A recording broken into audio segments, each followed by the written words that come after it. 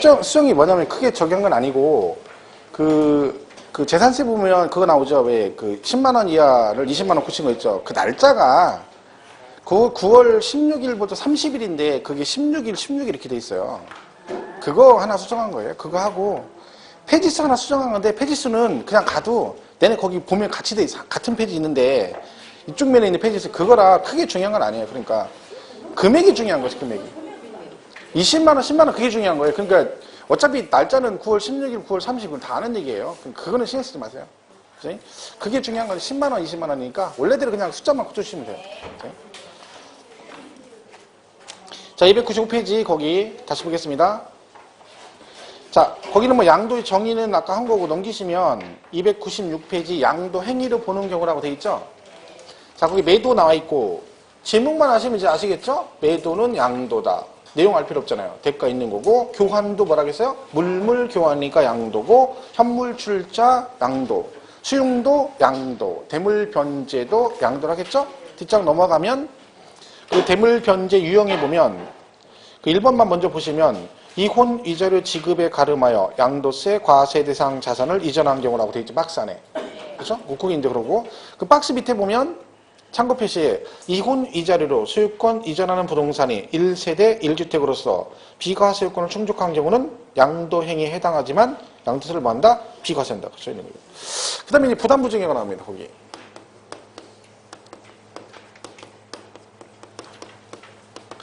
얘는 이제 그 개념을 잘 이해를 하셔야 되는 게 얘가 취득세하고 연관도 다 같이 돼 있고 해서 잘 기억하셔야 됩니다.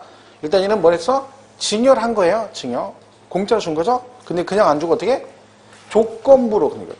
조건을 걸었다는 얘기죠. 이걸 너한테 공짜로 주겠다. 대신 조건이 있다. 그 조건이 뭐냐?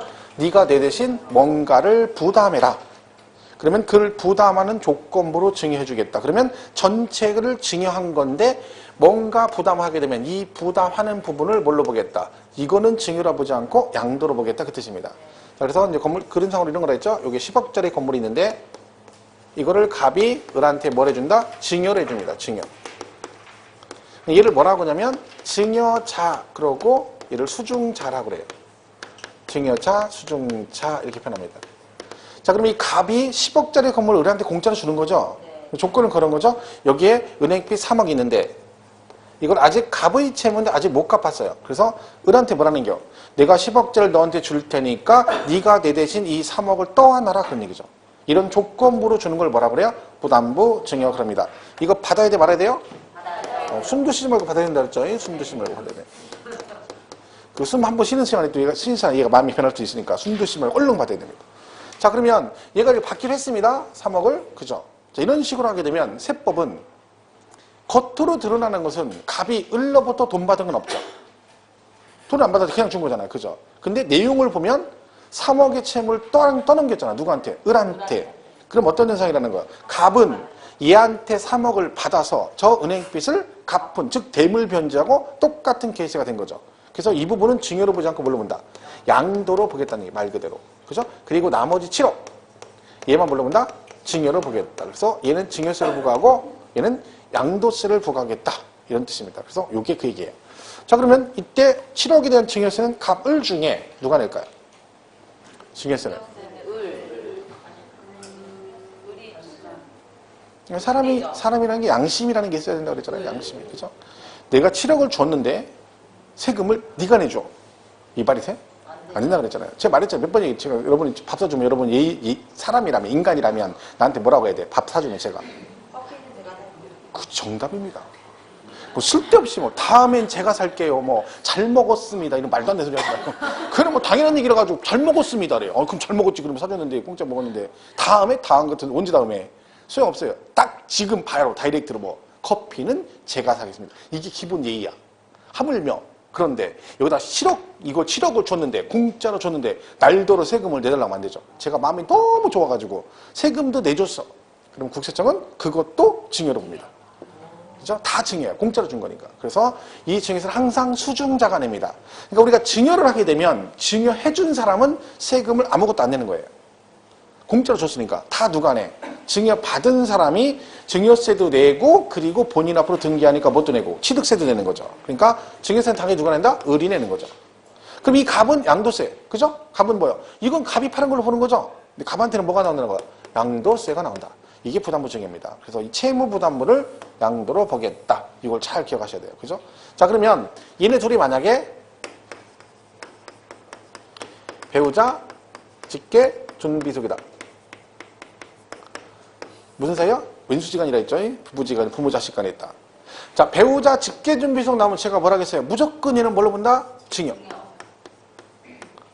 무조건 증여로 본다. 식구끼리니까 무조건 증여로 본다. 그랬죠? 증여. 근데 증여인데 추정의 뜻이 있습니다. 추정. 그래서 뭐다? 증여로 보긴 하는데 만약 얘가 뭘 하면 실제로 얘가 이걸 떠안아서 본인이 객관적으로 갚는 게 부담한 게 인정이 되면 그때는 뭘로 본다? 이 부분도 양도로 볼 수 있다. 그렇지 않는 한은 전체 10억 다 뭐한 걸로 봐? 증여한 걸로 보겠다. 그 얘기입니다. 이게 부담부 증여 얘기입니다. 그래서 거기 교재 299페이지 동그라미 1번 있죠? 보시면 증여자, 여기 그림으로 설명한 증여자는 갑이죠. 갑의 채무 얼마? 3억을, 그죠? 수중자 을이 인수하는 경우는 증여가액, 여기서 증여가액은 전체 10억이죠. 이 중에 얼마? 채무액 얼마? 3억에 상당하는 부분은 그 자산이 유상으로 사실상 이전되는 것으로 보아 누구에게? 증여자가 누구예요? 갑에게 뭐가 난다? 양도소득세가 부과된다. 그러나 채무 이외의 나머지 재산 얼마? 7억에 대해서는 유상 이전에 해당하지 아니하므로 증여로 보아 누구에게? 수중자 을에게 뭐가 나온다? 증여세가 과세된다.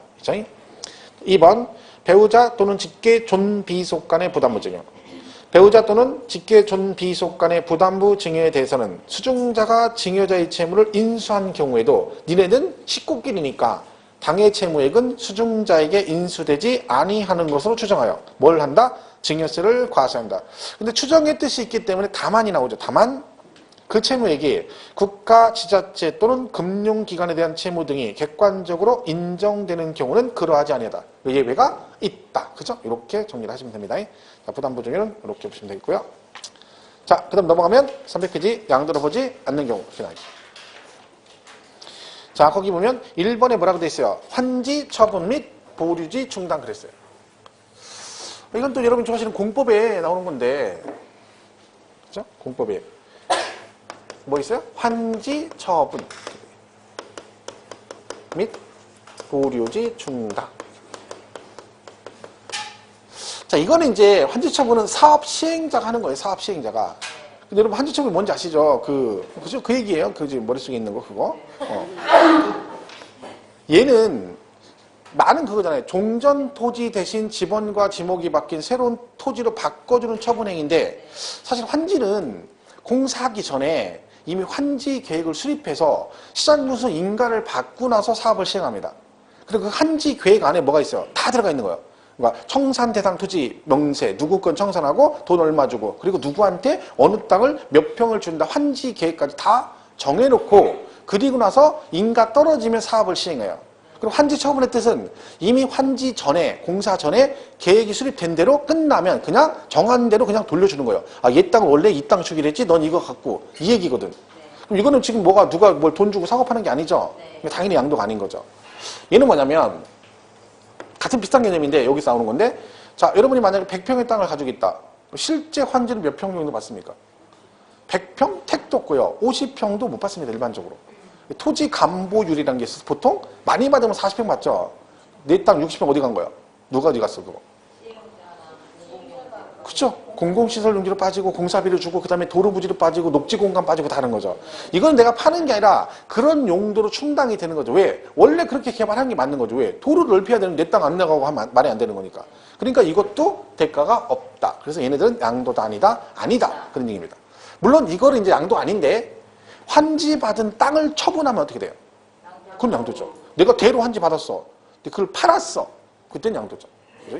그러니까 이 환지도 골 때리는 게 이제 받아놓으면 나중에 환지를 받았는데 땅값이 많이 올랐죠. 그죠? 그럼 내가 양도세를 내야 되나? 세금 많이 나오죠. 왜? 원래 내가 농지 가지고 있었잖아. 그리고 환지를 대로 받았어. 근데 팔아. 근데 원래 취득가액은 뭐야? 원래 농지 취득한 금액이 취득가액이 돼. 그럼 차익이 이만큼 나가지고 이거 받아도 또 걱정이 받아도. 가격은 많이 올랐는데 세금을 또 내려내니까 죽겠는 거죠. 또 갖고 이제 건물 안 주고 가만히 있으면 또 어떻게 돼? 나대지가 돼버리니까 잘못하면 또 뭐가 나와? 재산세 많이 나오고 종합부동산세가 나올 수도 있거든요. 그러니까 할 수 없이 나중에 뭐라 그래? 건물을 짓죠, 건물. 네, 건물 져야 사업용으로 바뀌어서 세금도 덜 내고 그냥 팔면 또 양도세 비사업용 토지거든요. 나대지는 비사업용 토지잖아. 그러면 양도세율이 굉장히 많이 나오죠. 누진돼가지고, 그죠? 예를 들면 6에서 42%인데 얘는 얼마야? 10% 할증하죠? 네. 그러면 16에서 52%. 뭐 그럼 세금 많이 나오니까 할 수 없이 건물 짓는 거야. 건물 짓면 얘가 사업용으로 바뀌어. 그럼 중간세는 안 되죠. 이게 참 그런 거 개발해도 걱정이고 안 해도 걱정이고 그런 거죠. 일단 그래도 되는 게 좋죠. 네. 되는 게. 위치만 좋으면 건물 짓면 되니까. 세 주면 되니까. 그죠? 근데 우리가 환집할 때 뭘 받아? 대부분 단독주택 용지를 받거든요. 거의 대부분. 그죠? 상가 갖고 있는 게 아니니까. 단독주택 용지는 막 뒤에 후방에 막 쭉 해가지고 막 처음부터 3층짜리 식당 원룸 이렇게 해놔가지고 매매도 안 되고 막 세도 안 들어오고 막 골 때리는 거죠. 위치가 좋아야 돼요. 그죠? 어쨌든 이런 건 대가가 없으니까 양도가 아니다. 그런 얘기고. 그 다음에 오른쪽 2번에 지적경계선 변경을 위한 교환이라고 되어 있죠. 일단 교환은 양도 맞습니다. 그런데 얘는 왜 했대요? 지적경계선 변경 때문에 했대. 그러니까 개인적으로 뭐 교환하고 그런 게 아니라 이 법에 따라, 공간법에 따라, 그죠? 토지 위치가 바뀌면서 토지 분할로 교환을 서로 하는 거죠. 이런 것들은 양도를 보지 않겠다. 그러니까 중요한 건 이제 그 법에 따른 지적경계선 변경 이렇게 나오면 양도가 아니다. 이렇게 되고. 3번은 양도 담보라고 되어 있어요. 얘도 이런 얘기죠. 양도를 했대요. 등기 넘겼죠. 왜 했어요? 네, 담보 목적으로 했다는 거예요. 이 말의 뉘앙스는 얘가 일부러 이걸 판 게 아니라 팔겠다는 의도가 처음부터 있는 게 아니라 내가 채무 관계를 담보하기 위해서 소유권만 넘겨준 거라는 거죠. 그러니까 얘는 양도가 아니라는 거야. 물론 조건을 갖춰야 됩니다. 여러 가지. 그냥 되는 건 아니죠. 그냥 해주면 다 양도담보라고 세금 안 내지. 그러니까 이런 거죠. 제가 친구한테 돈을 1억 빌렸는데 내가 1년만 기다려라 했더니 친구야 나는 1년 아니라 100년도 기다릴 수 있는데 누구 때문에 안 돼? 너 알지? 우리 와이프 성격 거칠한 거 알지? 그럼 성격 거칠한 마누라 이런 데 써먹는 거죠. 나도 알아. 왜? 성격 거칠한 거. 그러니까 어떻게? 내가 마누라를 설득할 수 있도록 네가 뭐라? 담보를 달라. 그래서 제가 살던 주택이나 가지고 있던 부동산의 소유권을 넘겨주는 겁니다. 그럼 얘는 왜 넘겨준 거야? 파는 게 아니라 채무를 담보하려고 넘겨준 거죠. 그러니까 얘는 양도가 아니라는 거야. 그죠? 자, 근데 여기서 뭐가 중요하냐면, 자, 일정 조건을 갖춰야 됩니다. 양도담보가 되려면. 그냥은 안 해줘요. 그죠? 뭐, 예를 들면 우리 교재도 있지만 그걸 외울 필요는 없어요. 뭐, 양도담보라는 의사표시가 있어야 되고, 그리고 내가 소유권은 넘겨주는데 채무자가 여전히 그 부동산을 사용수익해야 되고, 비워주면 안 돼요. 비워주면 바로 양도가 돼버려요. 그리고 원금 이자, 언제까지 어떤 식으로 받겠다고 약정해서 계약서 첨부를 해야 됩니다. 그런 조건이 충족되면 뭐다? 얘는 양도를 본다, 안 본다? 안 본다. 그런 얘기죠. 자, 근데 이제 뭐예요? 여기서 얘가 뭘 하면? 채무 불이행으로. 채무를 뭐 했어? 불이행했어. 못 갚았다는 얘기죠? 그죠? 그럼 어떻게 돼? 얘가 약정 기간 돈을 못 갚았어요. 그럼 어떻게 됩니까? 계약 조건에 따라 이 부동산으로 빚을 갚아버리는 거예요. 그럼 뭐야? 채무 불이행으로 뭐가 됐어? 저걸로 변제에 충당하면 이렇게 나와요. 그럼 이때는 뭘로 본다? 양도로 본다. 이걸 물어봐요. 시험은 이렇게 나와요. 일정 요건을 갖춘 양도담보는 양도로 보지 않는다. 그럼 맞죠? 이렇게 나와요. 자, 양도담보인데 채무 불이행으로 변제에 충당한 경우에도 양도로 보지 않는다. 그럼 땡 틀린 거죠. 변제 충당하면 그때 뭐가 돼? 대물 변제가 되는 거야. 그럼 뭘로 봐? 양도로 본다. 여러분 원칙은 아니지만 불이행으로 변제 충당되면 양도로 본다. 이거를 기억하시면 됩니다. 시험은 이걸 물어보죠. 그래서 우리 교재는 양도담보는 뭐 양도로 보지 않는다는 얘기인데 뒷장 302페이지 3번을 보시면 돼요. 302페이지 맨 위에 3번 있죠. 양도로 보는 경우 양도담보계약 체계로 위의 요건을 위배하거나 그 위의 요건이 거기 박스에 1, 2, 3번 있죠. 그건데 그거는 외울 필요 없습니다. 절대적으로. 근데 그 조건이 아까 말씀드린 대로 2번에 보면 자기가 채무자가 사용수익을 해야 되잖아요. 근데 제가 등기를 넘겨준 상태에 있다가 한 달쯤 있다가 집을 비워줬어요. 걔 친구한테. 그럼 그 순간 계약 조건 위반한 거죠? 근데 걔는 그냥 바로 빚을 갚은 걸로 봐요. 그때는 뭘로 본다? 양도로 본다는 얘기고 그 다음에 또 뭐 있어요? 채무 불이행으로 인해 당해 자산을 변제 충당한 때 본다? 양도로 본다. 그걸 잘 기억하시면 돼요. 변제 충당하면 양도로 본다. 그죠? 이렇게 하면 되겠죠? 그 다음에 4번은 이제 공유물 분할이 나옵니다. 공유물 분할. 날씨가 이제 들춰서 좀 살만하네요. 그죠? 사실은 날씨가 뭐 그게 따뜻한 날씨는 아니에요. 근데 그 전주에는 막 너무 추우니까 이제 느낌상 좀 따뜻한 느낌이 드는 거지. 실제로는 지금도 쌀쌀하죠. 지금 아우 덥다고 해서 반팔 입고 다니면 안 됩니다. 날 풀렸다고. 큰일 나요. 반팔 입고 다니면 남들이 이상해 봐요. 그잖아. 여기 반팔 입고 다녀봐. 그러면 야 저 사람 안 더운가 봐. 아니, 그게 아니라 저 어떻게 된 거 아니야? 이렇게 생각하면 돼. 조심해야 돼. 행동을 항상. 그러니까 항상 우리가 내 생각하고 다르다는 거지. 제가 말했죠? 부부지간 금슬이 아무리 좋아도 애정행각을 바깥에서 하면 안 돼. 밖에서 하면 다 불륜으로 봐. 불륜으로. 그러니까 무조건 집에서만 해야 돼. 팔짱도 밖에서 끼면 안 돼. 부부는. 그럼 불륜으로 봐. 근데 곧 장담하자면 여기 있는 분 중에서 와이프하고 팔짱 끼고 딱 가잖아. 남편하고. 그럼 무조건 뒤에서 보면 불륜이라고 그래. 저 부부는 금슬이 좋네. 이런 소리 안 해. 그 소리 들으려면 머리 백발로 허연하신 노인 양반 둘이 손 붙잡고 그런 뭐라 그래. 아이고 나이 드셨는데 금슬 이렇게 얘기해. 근데 우리처럼 머리 검은 사람들이 둘이 이렇게 손 붙잡고 가면 저것들 불륜이요. 저것들. 이렇게 생각해. 왜? 원래 부부는 뭐가 정상이야? 아버지는 저만치 가고 엄마는 차 있다 가다가 빨리 와! 이게 부부야. 이게 부부. 뭐, 나란히도 없어. 나란히. 그러죠. 장애는 왜 같이 가는지 몰라요. 장애는 분명히 같이 가는 따르더라고. 그죠? 그리고 장 갔다 보고 아버지도 왔어. 엄마는 나중에 와. 그래서 둘이 장애 갔다 오신 거야. 그거는. 그죠? 항상 같이는 안 가죠. 나란히도 없어요. 빨리 와고 막 혼자 훅 가. 엄마는 뒤에 막 짐 들고 막 따라가. 아버지는 반짝 끼고 왔다 갔다 막걸리 한잔 먹고 이제 들어가면 엄마는 막 짐 싸는 장보고 막 들고 와. 이게 부부거든요. 근데 손 붙잡고 다닌다 그러면 뭐 100%죠. 100%. 그러면 안 된다니까. 그러니까 절대로 마트 같은 데도 같이 가면 안 되고 될 수 있으면. 그죠? 식당도 같이 앉을 때 나란히 앉으면 100%고요. 그죠? 식당에 나란히 앉으면 100% 불륜이에요. 남편하고 일단 부인하고는 둘이 식당에 일단 안 가요. 일반적으로. 만약에 갔다. 그럼 어떻게 앉아? 마주보지 않습니다. 대각선으로 앉습니다. 왜? 여기 동선 너무 빨라요. 이렇게 앉아야 최대한 멀어요. 난 여기 앉고 와이프는 여기 앉아야 되는 거. 이렇게 앉으면 사이 좋은 거야. 그죠? 지금 갔는데 남편하고 나란히 마주보면 아직은 사이가 좋은 거야. 그죠? 근데 대각선으로 자기도 모르게 대각선 앉아. 남편이 여기 앉으면 자기도 모르게 와이프 여기 앉아. 그럼 뭔가 껄쩍지근한 거야, 사이가. 그러면 슬슬 적금 들 때가 된 거야. 오전방기 손금 아까 윗자리로 대비. 그죠? 자, 이건 뭐냐면 공동소유 물건을 분할한다는 게 갑을 이렇게 돼 있어요. 얘가 5대5 이렇게 되는 거죠. 원래 지분이 5대5였죠. 그럼 이걸 나누는 거예요, 그냥 이렇게. 이게 공유 분할. 지분 변동이 없어야 돼요. 그러니까 여기서 제일 중요한 단어는 지분 변동 없이. 원래 지분 5대5인데 각자 지분 나눴어요. 자기 거 찾아온 거죠. 그럼 양도가 될 수 없다. 만약에 6대4로 분할되면 양도가 될 수 있습니다. 왜? 지분이 줄었죠, 한 명이. 상대방 넘어갔잖아. 여기서 대가 받고 넘기면 양도가 될 수 있지만 여기서 지분 변동 없으면. 아니 이럴 수도 있어요. 분할을 이런 식으로 할 수도 있죠. 이렇게. 이렇게 해서 이렇게 분할하는 5대5. 그 다음에 이걸 다시 재분할해요. 이렇게 값을 해서 25%씩 하는 거죠. 이러면 전체 지분 변동이 있어요? 없어요? 없죠. 여전히 5대5잖아. 그죠? 이것도 양도 아닙니다. 그러니까 이런 지문은 이런 거죠. 소유 지분별로 단순히 분할하거나 2개 이상의 공유 토지로 분할했다가 재분할하는 경우에도 뭐만 없으면 지분 변동 없으면 양도가 아니다. 시험은 이런 식으로 나왔었어요. 단순히 소유 지분별로 분할하면 양도가 아니지만 재분할하는 경우는 양도로 본다. 땡. 재분할이건 분할이건 단순 분할이건 뭐만 없으면 지분 변동 없으면 그 얘기죠. 그래서 거기 4번에 공유물 분할에 동그라미 1번에 보면 공동소유 토지를 소유 지분별로 단순히 분할하는 경우는 양도로 보지 아니한다. 즉 공동소유 토지를 소유 지분별로 단순히 분할하거나 아니면 공유자 지분 변경 없이 2개 이상의 공유 토지로 분할하였다가 그 공유 토지를 소유 지분별로 단순히 재분할하는 경우도 양도가 아니다. 결국 분할이건 재분할이건 지분 변동 없으면 양도가 아니다라고 생각하시면 된다. 그죠? 자, 5번은 매매 원인 무효로 인한 소유권 하나 그랬죠? 매매 원인 무효로 인한 소유권 하나. 자, 이건 뭐냐면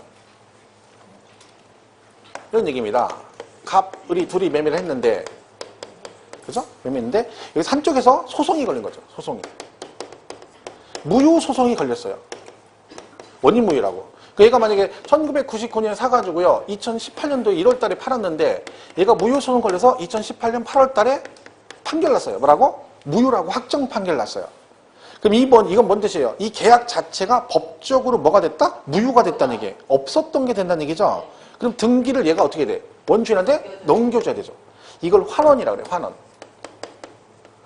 자, 그럼 이게 등기 넘어가는 거죠? 양도도 아니다? 아니다. 왜? 이 계약 자체는 처음부터 없었던 게 된다 그런 얘기죠. 자, 그럼 좀 이따 우리가 양도 및 취득 시기를 배웁니다. 그러면 여기서 이게 넘겨졌죠? 얘가 이걸 다시 2020년에 팔게 되면 이 토지, 예를 들면 이 토지라고 하면 이 토지의 취득일은 언제일까요? 1999년입니다. 1999년. 왜? 이걸로 가면 안 돼요? 왜? 이건 아예 처음부터 없었던 게 되니까 얘부터 사서 파는 걸로 보는 거죠. 이걸 뭐라고 하면 그 재산의 당초 취득일 그런 표현. 당초. 원래 취득한 날. 이런 표현을 씁니다. 어쨌든 얘는 양도가 아니에요. 자, 근데 그 박스에 보면 밑에, 5번 밑에 박스 표시 있죠? 적법하게 소유권 이전된 매매 계약의 해제를 원인으로 당초 소유자 명의로 소유권이 환원된 경우는 뭔다? 또 다른 양도를 본다. 그러니까 여러분하고 저하고 부동산 매매를 하고 계약이 끝나고 등기치 끝났어요. 그리고 2달 있다가 다시 만나서 둘이 우리 지난번에 2달 전에 한 거 돈 돌려줄 테니까 없었던 걸 하고 다시 원위치 합시다. 할 수 있다 없다? 있는데 양도가 무조건 됩니다. 100번이고 1000번이고 대신 할 때마다 취득, 양도, 취득, 양도, 취득, 양도 이렇게 되는 거죠.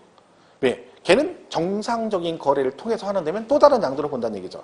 하지만 법적으로 무효가 됐을 때는 뭐다? 양도가 아니다. 이건 법으로 무효됐을 때만. 그죠? 이 두 개 잘 구분하시고요. 6번 신탁은 말씀드렸죠? 신탁은 무조건 양도 아니라겠죠? 대가가 없다. 보시면 되고. 그 다음에 답을 꺼놓고요. 8번에 재산분할 나와 있죠? 아까 재산분할 양도 아니라겠죠? 읽어볼게요. 혼이 난 이후 형성된 재산은 부부 공동 재산으로 본다. 따라서 이혼하게 됨에 따라 재산분할 청구에 의해서 이혼한 자 일방에게 소유권을 이전하는 경우는 자기 지분인 재산을 환원하는 것으로 보기 때문에 양도들은 증여로 보지 아니한다. 그죠? 이렇게 돼 있죠. 그래서 재산분할 청구 이렇게 보시면 되겠습니다.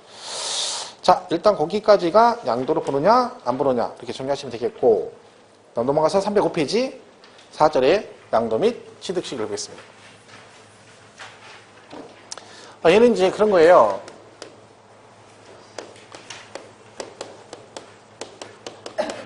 그러니까 언제 팔고 언제 산자 이런 거죠.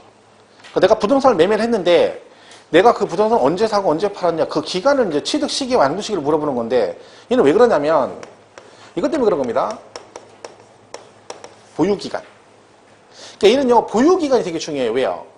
예를 들면 비과세 하면 2년 이상 보유하셔야 되죠. 그죠? 2년 이상 보유. 세율도 보유 기간에 따라 다르고, 그죠? 그러면 이 보유 기간이 취득일로부터 언제까지예요? 양도일까지가 보유 기간이거든요.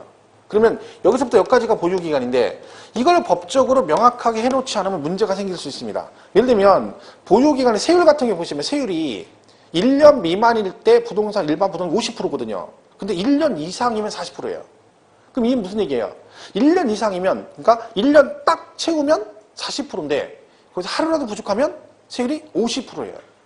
그럼 세율이 10% 차이 나죠? 과표가 1억이면 세금이 1000만 원 차이 난다는 얘기죠? 부가세까지 포함하면, 지방세 보면 1100만 원이죠. 하루 차이로. 이게 되게 예민한 거죠. 왜? 여기서 하루만 부족해도 그런 문제가 생길 수 있어요. 비과세도 2년에서 하루라도 부족하면 비과세가 안 돼. 그럼 세금이 몇 천이 왔다 갔다 할 수 있는 거죠. 그러니까 이걸 명확하게 해서 법으로 언제 취득하고 언제 양도하는 건지 이걸 명확하게 규정을 하는 거죠. 그걸 우리가 이제 양도 형태에 따라 배우는 겁니다. 첫 번째 거기 나오는 게 뭐예요? 매매 등 일반적인 거래라고 돼 있어요. 매매 등 일반적인. 그러니까 보통 우리가 이제 뭐 하는 거예요? 아파트 같은 거 부동산 사고 파는 거야. 자, 얘는 언제가 양도일이냐면 대금 청산일 그래요. 다른 말로 실제 잔금 지급일을 말합니다. 그러니까 양도세는 절대적으로 계약서의 잔금 날짜로 가는 경우는 없어요. 무조건 뭐로 가? 실제 잔금 지급일. 그럼 이날이 양도일이라는 얘기는 여러분이 만약에 집을 팔았어요. 그럼 1세대 1주택 2년 보유에 비과세죠. 그러면 계약을 해서 오늘 계약금을 받았어요. 근데 여기서 2년에서 열흘이 부족해요. 10일이. 그럼 비과세 안 되죠. 이 사람 비과세 받을 수 있다 없다? 있어요. 있다 그랬죠? 왜? 이걸로 안 가잖아요. 이날이 양도일이잖아요. 잔금 한 달 있다 받을 거 아니에요. 그죠? 그럼 양도일이 잔금 날짜니까 그때 가면 이미 2년 하고도 20일 넘었죠. 그럼 비과세 받을 수 있습니다. 그러니까 얘는 양도일이 이걸로 간다는 거예요. 대금 청산일 그 뜻입니다. 그래서 이거는 무조건 뭐다? 대금 청산일이다. 자, 물론 여기서 이제 뭐가 나오면 등기 날짜가 같이 나오면 어떻게 해라? 두 개를 비교해서 빠른 날로 가시네요. 취득세 할 때도 말씀드렸죠. 항상 시기 물어볼 때는 등기가 같이 나면 항상 비교해서 뭐한 날? 빠른 날로 간다. 그런데 이 둘이 매매를 하다 보면 이렇게 매매를 했어요. 그죠? 이렇게 해서 얘가요. 부동산 매매 가격이 10억인데 얘가 안 판다는 거예요. 매매하겠다. 왜? 양도세가 많이 나온대요. 그래서 얘가 세금 부담 때문에 안 판다고 하는데 을은 꼭 사야 되겠어요. 그래서 을이 양도세가 얼마인데 1억이래. 알았어. 그럼 내가 1억 줄게. 그래서 부동산 매매 가격 10억에다가 여기다 플러스 1억 해가지고 11억에 매매를 했어요. 뭘 내주기라고? 양도세를 얘가 대신 내주기라고 그런 거죠. 자, 그래가지고 5월 25일 날, 이날 얘가 10억을 주고 자, 27일 날 1억을 줬어요. 자, 그러면 양도시기 따질 때 대금 청산일은 언제일까요? 25일입니다. 25일. 얘는 포함하지 않는다는 거죠.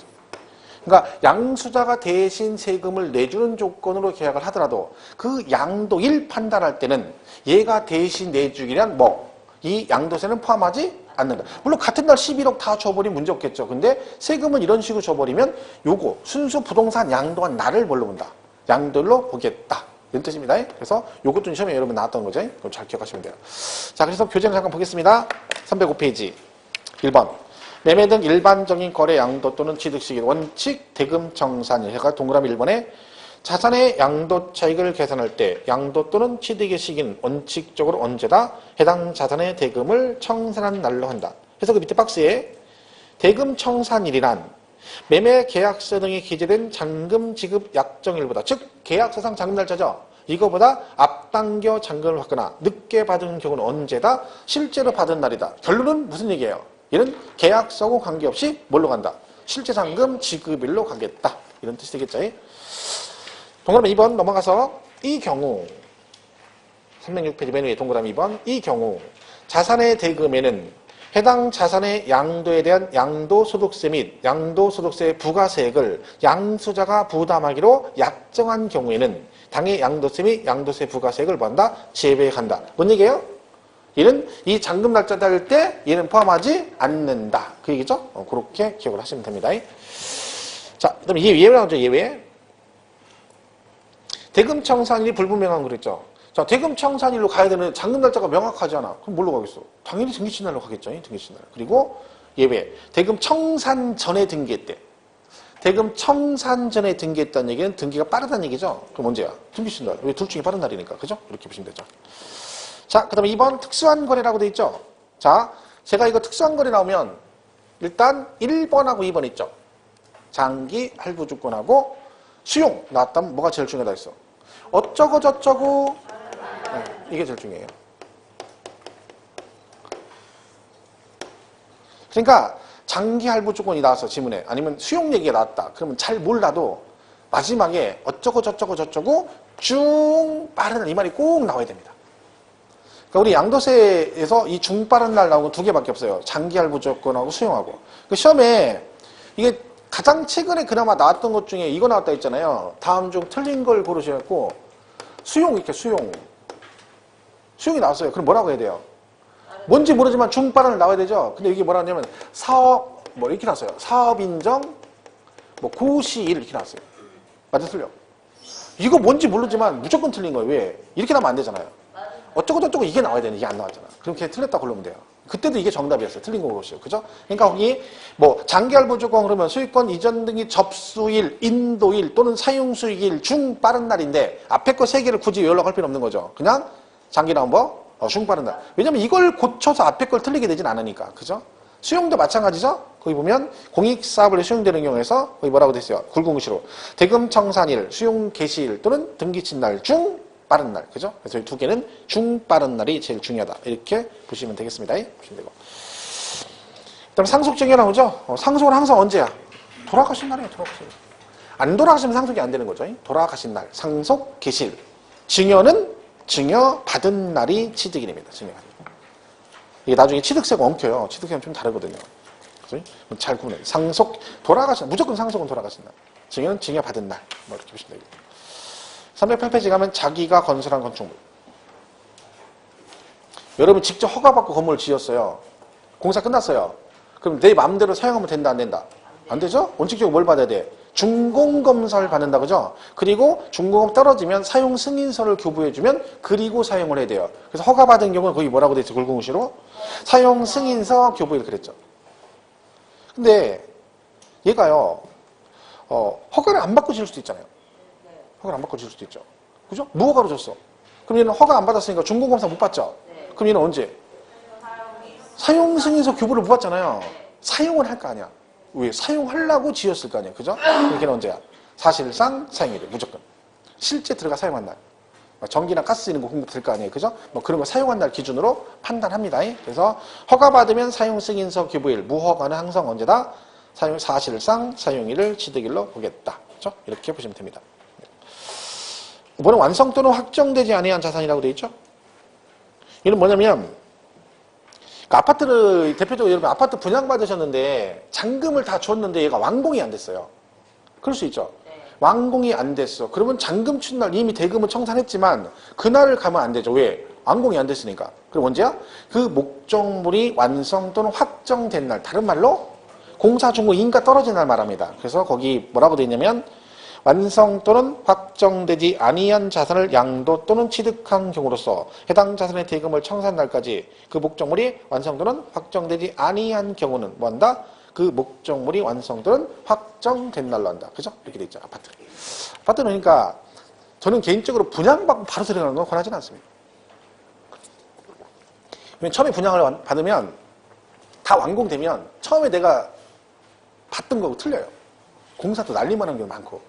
제가 아는 천안 쪽에 아는 지금 거기 아파트 분양받으시는데 지금 난리래요. 입주할 때 됐는데 가보니까 개판인 거야. 공사 다 날림에다가 뭐 입구도 출입구도 뭐 이쪽으로 하겠는데 뭐 그게 바뀌어 있고 막 그렇대요. 그럼 그거 어떻게 인지 뭐 그래야 또 뭐가 또 공사대금 안 내가지고 공사 지연되고 막 난리. 저는 개인적으로 크게 셋집에 들어갈 필요 없어요. 그거 골치 아파요. 괜히 하자나면 옛날에 그 아산 쪽에 신도시 막 아파트 굉장히 많이 생겼잖아요. 그 뉴스에 한참 나왔어요. 신규 아파트가 막 천장이 다 내려앉아 물 다 새요. 막 난리야. 왜 방수가 안 돼가지고 물이 줄줄 새요. 그냥 떨어져. 근데 그걸 안 해줘. 건설회사에서. 서로 막 밀어. 근데 들어가서만 죽는 거야. 입주한 사람만. 새 아파트 들어가가지고. 그런 거는 차라리 1, 2년 있다 들어가는 게 나아요. 그래서 분위기 보고 아파트 상태가 얼마나 좋고 그리고 거기에 또 뭐 층간소음 이런 거 여러 가지 있잖아요. 차라리 1년 정도 있다가 나중에 들어가는 게 낫다니까. 그래봤자 가격 차이 안 나요. 분양가에서 막 억시기 시골에서 막 나 분양할 때 3억인데 1년 있으면 막 4억 되고 이러진 않거든요. 그죠? 근데 그렇게 들어가면 골치 아프죠. 이 빼도 박도 못하고. 그죠? 좋은 기분 좋게 들어갔는데 갑자기 들어갔는데 그렇게 되면 골 때리는 거지. 아파트 좀 문제가 많죠. 그런 것들. 날림이 너무 많아요. 제가 옛날에 대학 다닐 때 아르바이트 한다고 방학 때 그 노가다를 했었거든요. 그 아파트 단지 노가다를 갔는데 공사 안 끝났어요. 뒤에 마무리를 하는데 뭐가 나와? 걔들이 나와요. 감리에서 나와가지고 그 중공업소 감리를 해요. 그래서 걔들 딱 나오잖아요. 그럼 공사하지 말라고 덮어놓고 뒤에 아직 막 뒤에 마무리 작업 안 됐는데 다 덮어놓고 걔네 나오면 쉬어요. 왜? 다 짜고 하는 거야. 짜고 하는데 그게 대놓고 눈에 보이면 안 되잖아. 그래서 걔네 할 때까지 그냥 가요. 막 감리 왔나 봐. 걔들하고 막 무슨 저기하고 관계자가 지나가 그냥 안 쳐다봐요. 지나가 이렇게 쭉. 그리고 사무실 들어가요. 그럼 끝난 거야. 그리고 이제 우리 또 일해. 내가 그거 보고 진짜 깜짝 놀랐습니다. 야, 이런 식으로 가는구나. 청소도 안 해서 아직 다 안 해. 마무리가 안 됐다니까. 근데 이미 저기는 다 끝난다니까. 협의 보고 다 간다니까 그냥. 그리고 우리는 이제 뒤에서 막 계속 하는 거야. 이제 작업하는 거야. 골 때리는 거죠. 그때 청소 이렇게 하는 거 갔었거든요. 그 마무리하면 안 하면 지저분하니까 막 청소도 하고 하거든요. 그거 갔는데 우린 돈 받은 거 상관없는데 우린 좋아. 왜 걔네 오니까 쉬는 거야. 걔 갈 때까지 쉬어요. 왜? 공사하면 안 되니까. 대놓고 하면 안 되잖아. 서로 아무리 그래도 사람이. 그죠? 푹 쉬었다가 걔네 가고 나서 한 2시간 하니 끝났어. 그죠? 그럼 돈 받았지. 좋죠. 노가되게 좋긴 해요. 시간은 잘 가. 왜? 아침에 일하다가 새참 먹으면 아침 금방 가요. 그죠? 그럼 또 점심 먹어. 또 조금만 오후에 또 새참 줘. 새참 먹고 나면 또 1-2시간 또 집에 가. 좋긴 하다니까, 노가대가. 그죠? 그래, 노가대. 그죠? 네, 땡볕에 하면 죽죠. 땡볕에. 이게 그러니까 여기서 공부할 필요 없다니까. 용접 같은 거 배워가지고 호주 가서 용접하시라니까. 말했잖아요. 일당이 뭐 하루에 20만 원이래요. 그죠? 짱이라니까. 할 일 많대잖아. 나이 드는 사람도 거기 가면 일 많대, 일거리. 호주 같은 데 가면. 여기 있으면 아둥바둥 살 필요가 없다는 거지. 그죠? 특수 용접 배우면 한 달에 50만 원 준대. 하루에. 그러니까 여자들도 용접 배워서 가, 호주. 뭐 여기서 힘들어 남편하고 뭘 살아 그냥 가면 돼. 호주 이민 가가지고 용접하면 돈 벌고 살 수 있는데. 그죠? 아니, 유치원 선생님들 좋대, 유치원 선생님들. 자격증 있으면. 거기서 이제 따야 되는 거죠. 근데 우리하고 또 틀리다고. 전교사 자격증 따면 뭐 돈을 깨본대요. 호주는 그리고 유치원에 우리처럼 이렇게 차량 운영은 안 한대. 엄마들 다 데려준대, 다. 그 한국 사람이 가가지고 이제 그걸 하려고 하는 거야. 가가지고 뭐를 해? 봉고차 사가지고 운영해서 돌리는 거죠. 그러면 거기 최고지. 그죠? 그러니까 우리나라 사람들이 진짜 보면 여기서 하는 것처럼 가서 살면 다 돈 벌어. 우리 진짜 열심히 살잖아요. 근데 외국 사람들 그렇게 살지 않거든요. 그러니까 나가면 다 세탁소하고 그거잖아. 우리 사람들 세탁소 하잖아. 왜? 우리나라 사람 세탁소 옷 맡기면 오전에 맡기면 뭐라 그래? 나 급하니까 오해해줘서 나오잖아. 외국은 맡기면 그 세탁소 사장맘이래요. 언제 나올지는. 우리나라 사람은 그게 아니잖아. 빨리빨리 해야 되는 거야. 차도 고치면 어떻게 돼?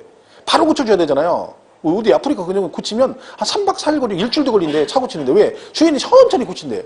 한국 사람들은 자기가 고쳐야 돼. 성질 나가지고. 오래 못 두죠. 아침에 오면 바로 한 2시간 내내 고쳐야 되는 거지. 이틀 막 하고 있는 거 없잖아요. 그러니까 돈 번다니까. 그거 하라니까 가서. 저는 안 가요. 저는 안 가. 저는 한국이 좋아. 그래서 나 외국 싫어. 그죠? 여기 살다가 309페이지 6번 시효 취득 여기 있죠? 자, 시효 취득은 뭐예요? 점유 시효 취득. 타인의 부동산을 내가 몇 년 이상? 20년 이상 점유하면 시효가 완성되면 취득을 하게 됩니다. 그럼 갑이 남의 땅을 점유를 시작했어요. 그 점유 개시일이 날이 해놓고 20년 점유했어. 끝났죠? 자, 시효가 완성됐어요. 이게 시효 완성일이에요. 그리고 나서 얘가 이거를 등기치고 팔았어요. 이익이죠. 얘는 취득일이 언제냐?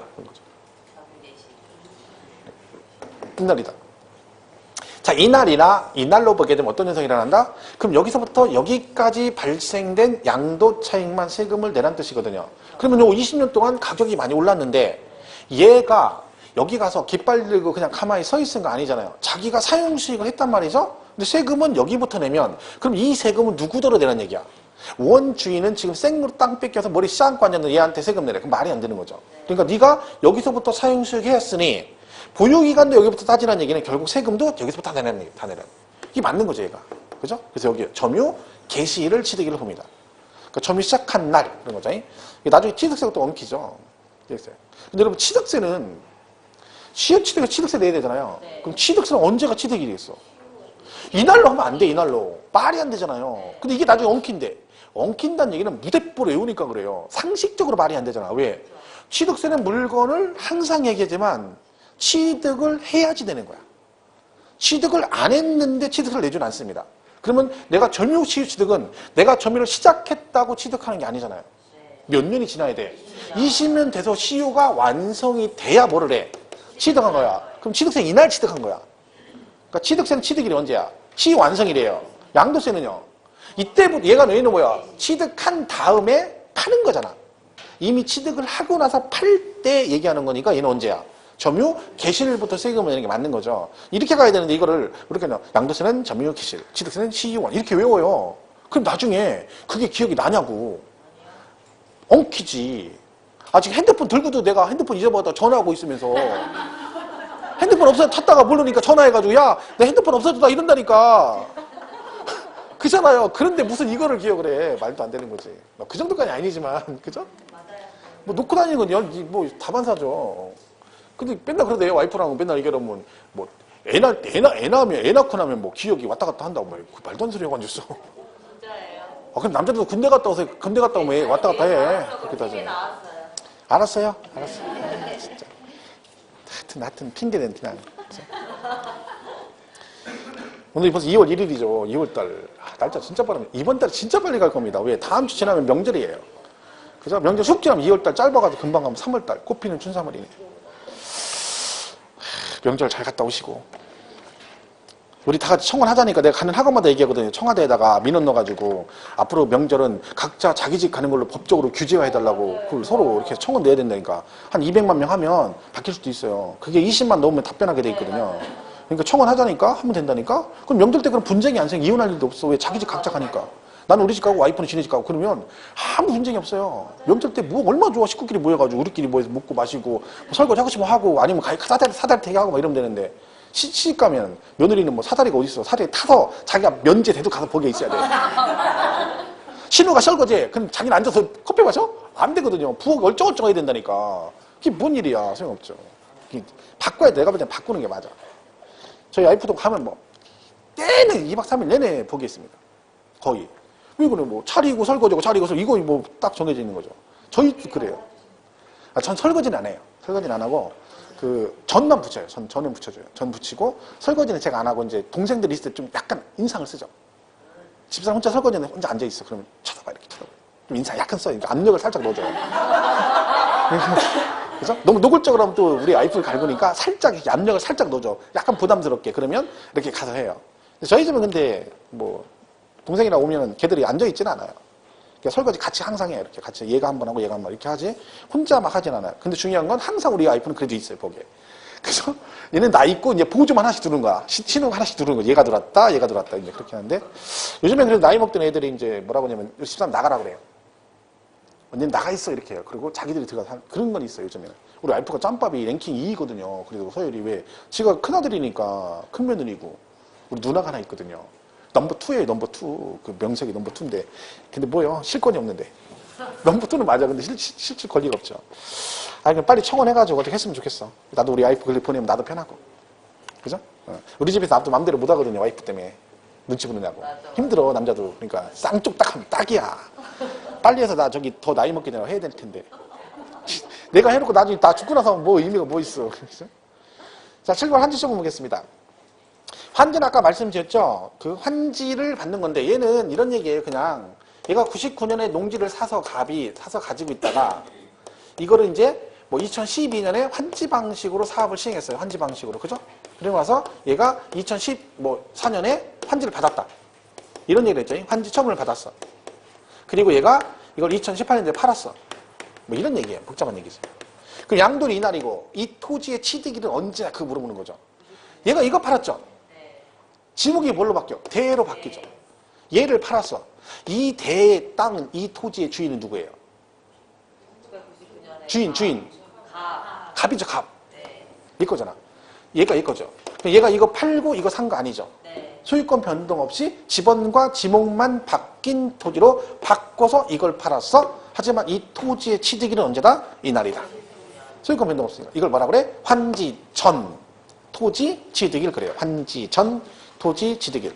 증환지 감환지는 지금 안 하겠습니다. 여러분 공법 배우시고 나면 3, 4월 때 증환지 감환지까지 같이 하도록 하죠. 증환지 감환지는 공법에서 쫙 배우셔야 돼요. 이건 되게 중요한 부분이고 공법에서 환지는 시험이 굉장히 잘 나오죠. 도시개발법에서. 그죠? 그때 가면 여러분 잘 하겠지. 그렇게 열심히 하는데 공법을 모르면 안 되죠. 그죠? 이제 민법회로는 이미 자리 잡아가는 거죠? 아직도 안 잡혔어? 자리가? 민법회로? 그럼 자리 언제 잡을 거예요 도대체? 그럼 대체 얘는 언제 할 거냐고, 2차는 언제 할 거냐고. 그럼 맨날 자리를 언제 잡아. 참. 아, 뭐 하냐고, 오후에. 참네. 하여튼 학원생들 보면 막 끝나면 집에 가기 막 바빠가지고 그냥 어찌나 빨리 가는지 끝나면 막 번개같이 나갑니다. 여기는 엘리베이터 안 타잖아요. 뭐 엘리베이터 안 되는 막 벌떼같이 가서 엘리베이터 서로 타려고 난리야. 그럼 결국 중요한 건 내려가서 땡 하고 내려가면 세워라 내워라 해서 뭐 밥 먹으러 쓱 이러다니까? 도서관 가는 줄 알았다니까? 안 나간다니까. 나갈 때만 막 급해. 막 여기 엘리베이터 탈 때만. 내려가면 그다음부터는 세워라 내워라야. 막 마트 가고 막 이래. 공부는 안 하고. 진짜 후회하지 마시고 1차 하셔야 돼요. 1차. 여러분 명단된 집에 가세요. 혹시나 얘기하는데 공부한다고 시댁에 안 가면 안 돼요. 그 무리수 두면 안 돼. 그다가 그거는 추석 때쯤에서 승부를 걸어야지. 지금 벌써 승부를 걸면 그다가 잘못되면 큰일 납니다. 그죠? 괜히 무리해가지고 난 공부한다고 시댁 안 간다 이랬다는 골치 아파져요. 만약에 우리 와이프가 나한테 그랬다 그러면 난 공부 그만하라고 할 거야 아마. 뭔 소리냐고. 거긴 가야지. 갔다 좀 일찍 오는 한이 있어도 가야지. 이게 말이 안 되는 소리죠. 그죠? 가야죠. 그죠? 그러니까 무리수 지지 말라고 얘기하는 혹시나 그럴까봐. 나 결심했어. 이번에 안 갈 거야. 그 얘기는 뭐야? 나 곧 이혼할 거야. 이런 얘기예요. 그러시면 안 돼. 자, 그 다음에 취득시는 그렇게 보시면 되고요. 나머지는 뭐 나중에 보시면 됩니다. 그 기본만 보시면 되고 넘어가겠습니다. 그리고 나서 313페이지 양도세 계산구조 나오죠? 자, 이거 외우시라겠죠? 어디까지? 과표까지는 외워야 돼요. 과표까지. 다 외우는 거 아니에요. 과세표준까지는 순서를 꼭 암기하셔야 돼요.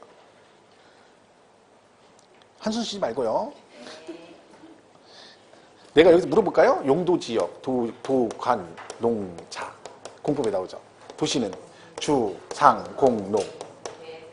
여기는 계획관리죠. 보전관리죠. 계획관리죠. 생산관리죠. 그죠? 농업은? 농림은? 없고. 여긴 자연? 없고. 그죠? 주거지역은?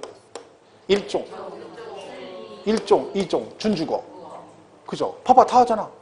상업적은 근유일중. 이거 외우잖아. 얘는 꼴랑고 있고 합표까지. 꼴랑고 합표. 그거를 못 외우고 말도 안 돼서 외웠어. 진짜. 자, 팔았어요. 그래 뭐라 그래? 양도가액이라고 그래. 여기서 사금 다 안 내고 살 때 들어간 경비는 빼줘. 필요 경비라고 그래요. 그리고 제가 말했죠. 남으면 세금 내요. 안 남으면 세금 안 내. 그래서 차익이 생기면 내요. 이것도 다 안 내고 오랫동안 보유한 물가가 올라가기 때문에 그 물가 상승분을 빼줍니다. 그래서 장기보유 특별공제라고 그래요. 장기간 보유하면 말 그대로 특별히 공제한다. 그래서 얘가 양도소득금액이 나오면 여기서 뭘 빼죠? 차별 없이 누구나 해주는 양도소득 기본공제 해주면 이게 과세표준입니다. 이게 다예요. 그리고 여기 필요경비에 세 가지가 있어요. 취득가액, 그리고 뭐 자본적 지출, 그리고 양도비. 이렇게 해서 얘네들을 뭐라고 한다? 필요경비 그럽니다. 순서를 꼭 외우셔야 돼요. 뭐 제가 왜 했죠? 이걸 외우라고 하는 이유는 있어요. 이게 시험이 잘 나오니까 외우라는 거지. 여러분 뭐 고문하려고 막 이걸 외우라 그러진 않아요. 한번 죽어봐라 이런 뜻은 아니니까. 그래서 이거 순서를 꼭 암기를 하셔야 됩니다. 왜냐면 물어보거든요. 어디서 뭐 빼주면 뭐가 나오고 막 이런 거 나오고. 옛날에 계산 문제도 한번 이 계산하는 게 나온 적 있어요. 다음 중 과세표준을 구하시오라고 나왔는데 그 문제는 역대 계산 문제 중 굉장히 쉬운 문제예요. 왜? 걔는 난해한 문제가 아니라 이 순서만 알면 더하기 빼기예요. 그러니까 더하기 빼기 하는 거죠. 요거 해서 더해서 빼고 해서 얼마 이렇게 구하는 거였어요. 근데 그거 같은 경우 순서만 알면 금방 풀 수 있는 문제였죠. 그럼 결국 걔는 순서 물어보고 순서. 그래서 그러니까 이거 형태 여러 가지 나온다 했잖아요. 제가 말했죠. 예를 들면 뭐 양도소득금액 계산 시 마지막 공제 항목이 뭐니 이렇게 나온다니까. 양도소득금액 계산 시 마지막 공제 항목은 뭘까요? 장기보유 특별공제. 제가 지금 오픈북 하고 있고요. 제가 처음에 그 얘기 안 했나요? 이 공부는 다 합격할 수 있는데 딱 한 명은 떨어진다. 누구? 한글 못 띈 사람. 한글 못 띈 사람은 떨어져. 유치원은 안 나와도 되는데 한글은 떼야 돼. 자, 오픈북인데 한글을 못 읽어 지금. 양도소득금액 이거 계산할 때 마지막 공제 항목은 얘예요. 과표 계산 시 마지막 공제 항목은 기본공제. 왜냐면 그런 거 나와요 시험에. 양도가액에서 장기보유 특별공제하면 양도소득금액이다. OX. X예요. 양도가액이 아니라 차익에서 빼야 소득금액이에요. 이게 다 시험에 나왔던 지문이고요. 최근에 이것도 나왔어요. 양도차익에서 장기보유 특별공제와 기본공제를 한 금액에 세율을 곱해서 세액을 산출한다. OX. 맞죠? 여기서 얘하고 얘 빼면 얘죠. 그럼 여기다가 뭐예요? 세율을 곱하면 세액을 산출. 맞죠?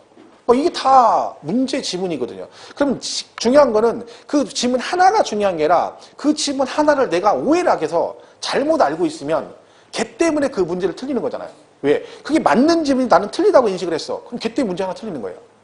착각하는 게 뭐냐면 지문 5개를 다 내가 알면 맞는 거고 5개를 다 모르면 틀린다. 이게 아니라 지문 하나만 잘못 알아도 그 문제 틀릴 수 있고 어떤 건 지문 하나만 잘 알아도 그 문제를 맞힐 수 있는 겁니다. 그러니까 그 중요한 건 지문 하나가 중요한 거지 5개가 중요한 건 아니거든요. 하나가 쌓여서 5개가 되는 거예요. 그러니까 뭐든지 중요한 것보다 정확하게 하는 게 중요한 거지. 그러니까 내가 아는 하나가 나왔는데 그걸 명확하게 모르면 그 문제는 무조건 틀리거나 맞을 수 있는 거죠. 그러니까 정확하게 아는 게 중요하다니까. 양이 중요한 건 아니에요. 질도 중요한 거죠. 정확하게 알면서 양이 많아야지 양은 겁내 많은데 제대로 아는 건 없어. 그건 진짜 무의미한 거예요. 그죠? 그러니까 순서는 무조건 외우셔야 되는 거야. 그죠? 그리고 이제 여기서 이제 뭐 나오는 거죠. 실거래가 어쩌고저쩌고 해서 뭐 요거는 어쩌고저쩌고 순서가 나가는 거죠. 그러니까 이게 우선이다, 이거. 무조건 순서를 외우셔야 됩니다. 그죠? 자, 그래서 거기 과표까지는 최소한 외워주셔야 된다. 그런 얘기죠. 자, 이렇게 보시면 되고. 자, 일단 여기까지 하고, 쉬었다가 요 부분 하나씩 설명을 하겠습니다. 이거 치우지 마세요.